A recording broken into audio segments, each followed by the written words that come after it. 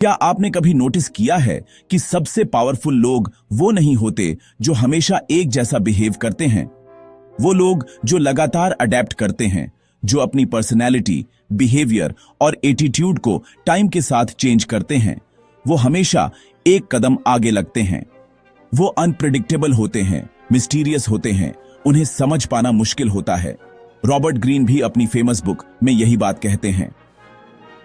Law number 48, assume formlessness. पर इसका असल में मतलब क्या है?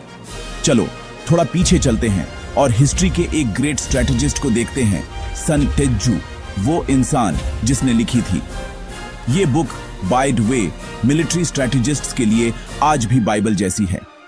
उनकी लाइफ का एक लेजेंडरी इंसिडेंट है।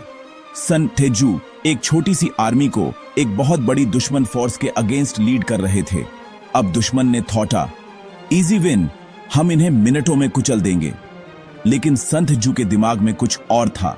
उन्होंने अपनी ट्रूप्स को रिट्रीट करने का ऑर्डर दिया, ऐसा दिखाया जैसे वो डर गए हैं और हार रहे हैं। दुश्मन ने चारा लिया और दौड़ पड़ा, ये थॉट कर की जीत उनकी है। लेकिन पर्दे के पीछे संत जू ने अपनी ट्रूप्स को कहीं और रिपोजिशन कर दिया था, ऐसी जगह जो बिल्कुल अनएक्सपेक्टेड थी। जैसे ही दुश्मन कंफर्टेबल हो रहा था, संत जू की आर्मी पीछे से आ गई और उन्हें पूरी तरह से सरप्राइज कर दिया। दुश्मन के लिए ये एक करारी हार थी। इससे क्या सीखने को मिलता है? संत जू ने कभी अपने ओपोनेंट्स को अपने असली इरादे नहीं दिखाए। उन्होंने उन्हें कंफ्यूज रखा, हमेशा गैस करवाते रहे। कभी वो कमजोर दिखते, कभी मजबूत। सिचुएशन के हिसाब से हमेशा अपनी अप्रोच बदलते रहते थे। यही चीज उन्हें अनबीटेबल बनाती थी और यही असल में लॉ 48 का हार्ट है।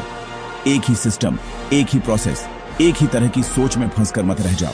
फ्लेक्सिबल रहो, फॉर्मलेस बनो, पानी की तरह। पानी बह भी सकता है और टकरा भी सकता है। Be water my friend. देखो, अगर तुम हर बार एक ही तरह से रिएक्ट करते रहोगे तो देर सबेर लोग तुम्हें समझ जाएंगे, तुम प्रेडिक्टेबल बन जाओगे। और मैनिपुलेशन का पहला रूल है अपने टारगेट के बिहेवियर को एनालाइज करना। अगर लोग तुम्हें प्रेडिक्ट कर सकते हैं तो वो तुम्हें कंट्रोल भी कर सकते हैं। क्या तुम इस लॉ को अपनी डेली लाइफ में अप्लाई करना चाहते हो? अपनी सिचुएशन के हिसाब से अपने बिहेवियर और अप्रोच को एडजस्ट करना शुरू करो। मान लो काम पर तुम बस इंस्ट्रक्शंस फॉलो करते हो और कभी कुछ नया ट्राई नहीं करते। तुम्हारा बॉस तुम्हें प्रेडिक्टेबल समझेगा, बस भीड़ में एक और फेस। लेकिन अगर तुम लगातार इवॉल्व करते हो, अपने मेथड्स बदलते हो, नए आइडियाज शेयर करते हो, प्रॉब्लम्स को अलग अलग एंगल से टैकल करते हो, तो तुम वैल्यूएबल बन जाते हो और सबसे इंपॉर्टेंट, अनप्रेडिक्टेबल। तुम्हारे बॉस को कभी पता नहीं चलेगा कि तुम आगे क्या लेकर आओगे। बिजनेस में भी यही है।